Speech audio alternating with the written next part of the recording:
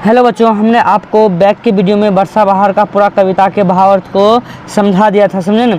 हम आज वर्षा बहार का पार्ट 2 करने वाले हैं। अगर पहली बार हमारे चैनल पर विजिट किए हैं और आप इन सब का PDF पाना चाहते हैं तो आप हमारे मोबाइल नंबर 95 76 39 14 15 नंबर पे कांटेक्ट कर सकते हैं या मैसेज व्हाट्सएप के थ्रू भेज सकते हैं। आपको वहाँ से PDF इसका मिल जाएगा। आज हम इसका क्वेश्चन आंसर करेंगे। क्या करेंगे बाबू रे? क्वेश्चन आंसर करेंगे। देखिए, सबसे पहला क्वेश्चन कहता है कि प्रस्तुत कविता के आधार पर वर्षा ऋतु का वर्णन करें। तो आपके मुकुटधर पांडे जी की कविता वर्षा बहार में वर्षा ऋतु को सुखदायक और मनोहर बताया गया है। वर्षा ऋतु आते ही आकाश में घनघोर बादल छाने लगते हैं, बिजली चमकने लगती है, बादल गरजने लगते हैं, पानी बरसता है, झरने झरझर करके बहने लगती है, उंडी लिखा गया, ठंडी हवाएं चलती है, डालियां झूलती और जलीय जीव प्रसन्न दिखाई देते हैं, मालिनी गीत गाने लगती है, मोर नाचने लगती है, मेढक की आवाज़ें सुनाई पड़ने लगती है, गुलाब खिलने लगता है, हंस कतार बांधे चलने लगती है। देखिए, इसे वर्षा ऋतु आने के पश्चात ही दिखाई देता है। आप ये सब पढ़ लीजिएगा, आप अपने मन से इसका आंसर बनाइएगा, नोट कीजिएगा। अब आइए 2 नंबर क्वेश्चन देखते हैं। 2 नंबर क्वेश्चन क्या कहता है? तो 2 नंबर कहता है कि वर्षा ऋतु में बाग बगीचों में आनंद क्यों छा जाते हैं। तो आप कहेंगे वर्षा ऋतु आते ही बाग बगीचों में फूल खिलने लगते हैं, सभी पेड़ पौधे हरे हरे हो जाते हैं, पपीहे की आवाज़ सुनाई पड़ने लगती है, पेड़ों की डालियां झूमती नजर आती है, फूलों के सुगंध से वातावरण सुगंधमय हो जाता है।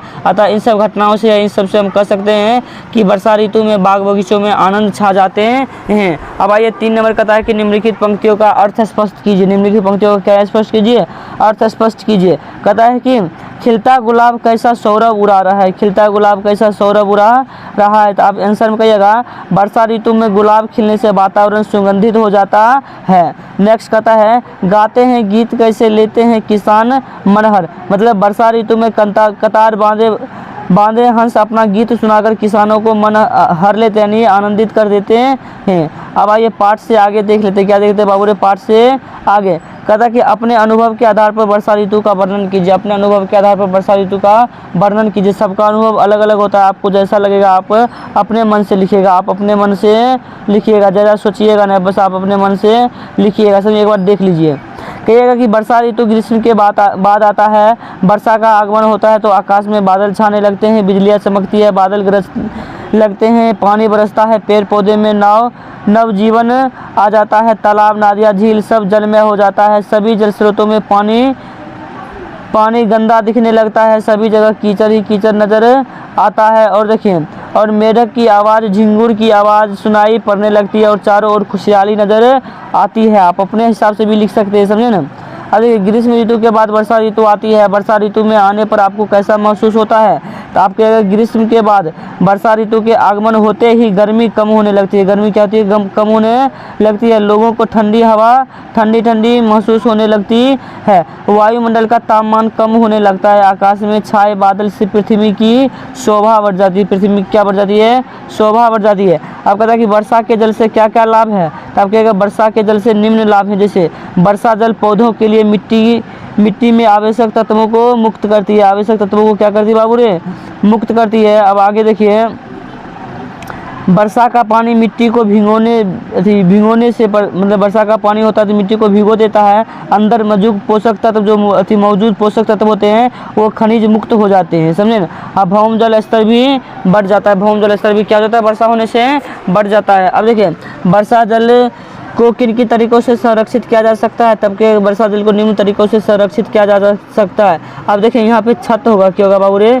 छत। हम लिख दिए छठ पूजा में समझिएगा। छत करिएगा, जाके करिएगा छत के ऊपर वर्षा जल को संग्रहण करके नालियों द्वारा मतलब कि जो पानी जल गंदा जल को संग्रहण करके तालाबों द्वारा जल को संग्रहण करके तालाबों द्वारा जल को क्या करके संग्रहण करके। अब देखिए ये कविता क्या कहता है? कहता कि यहाँ कविता की प्रथम पंक्ति दी गई है, इसके आधार पर 3 पंक्तियों की रचना कीजिए। जैसे बादल बरसे नाचे मोर, बिजली चमके करे शोर, धरा धमके बोले हंस, मच्छर उपजे करे डांस। समझे? एगो दिया है दंश, एगो मतलब कि एगो दिया है 3 को आपको बनाना था। जैसे बिजली बरसे नाचे मोर, तो यहाँ से हम बना दिए कि बिजली चमके करे शोर, धरा धमके बोले हंस, मच्छर उपजे करे दंश। अब देखिए इसका व्याकरण देख लेते। क्या देख लेते? इसका व्याकरण देख लेते। व्याकरण क्या कहता है, समझे ना। देखिए कहता है कि सुख प्रसन्न इन सबको क्या करिए विलोम शब्द लिखे थे। सुख हो जाएगा दुख, प्रसन्न का हो जाएगा वो प्रसन्न, सुंदर कुरूप, ठंडी के गर्मी। अब आइए वो कुछ करने के लिए है, क्या कुछ करने के लिए आप ये कर लीजिएगा, कुछ कर लीजिएगा, समझे। कहता है कि वर्षा ऋतु में आपके घर एवं गांव की स्थिति कैसी हो जाती है, अपने अनुभव से, अनुभव के आधार पर लिखिए। सबके गांव के आगे की स्थिति बहुत खराब हो जाती है, तो सबको जानता है।